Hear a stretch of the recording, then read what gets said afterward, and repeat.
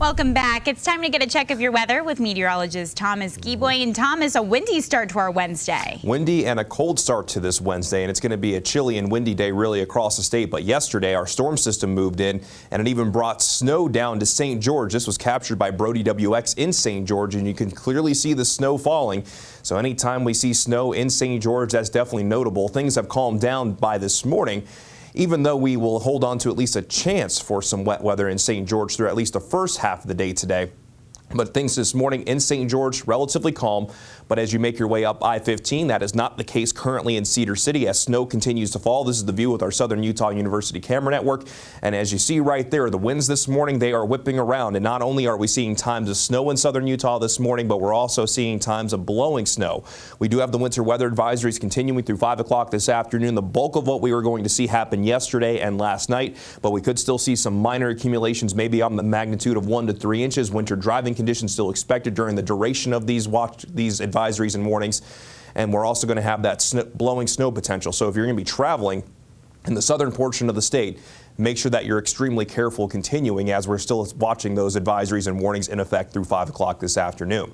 That storm system, it's going to be working its way into Colorado as we go through today. So while the chance for wet weather will gradually be going down with those winds out of the north, it is going to be a cold and breezy day across the Beehive State. But first, we'll start off with the futurecast at 8 o'clock this morning. Still have that chance over the next couple of hours along the I-15 corridor. But as we go from this morning into the afternoon, you can see that wet weather migrating mainly east of I-15.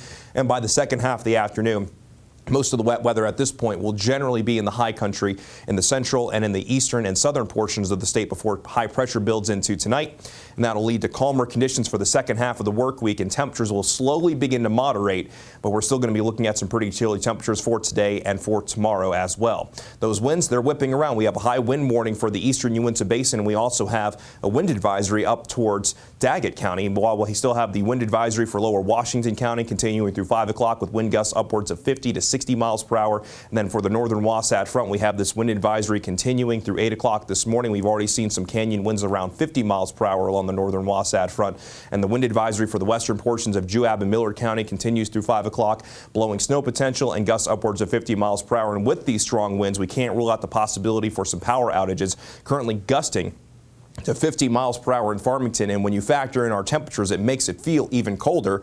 So even where spots we don't have wind advisories, it's still going to be windy and breezy, especially during the first half of the day. Wind chill warning continues for Cache Valley until 10 o'clock this morning. Wind chill values could drop as low as -15. We've actually seen that wind chill drop to -16 so far in Logan. And we also have wind chill warnings for Capitol Reef National Park, Bryce Canyon National Park, and Zion National Park. And not only are we going to be talking about dangerous wind chills in these parks through 10 o'clock this morning, but that potential of blowing snow. You do not want to be out in the elements in those locations.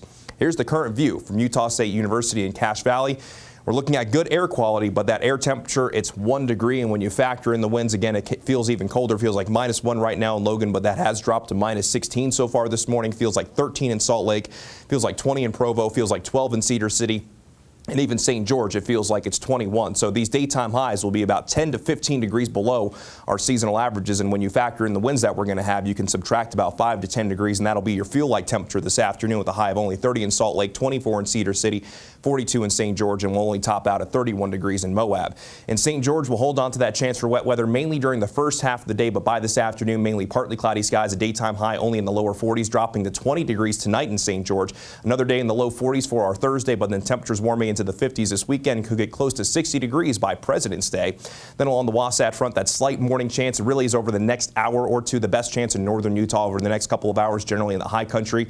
Then we get calmer conditions Thursday into Friday as high pressure builds in. Daytime highs back in the 40s Saturday and Sunday before we bring back the chance for rain and snow by early next week as we could potentially be moving into a more active pattern.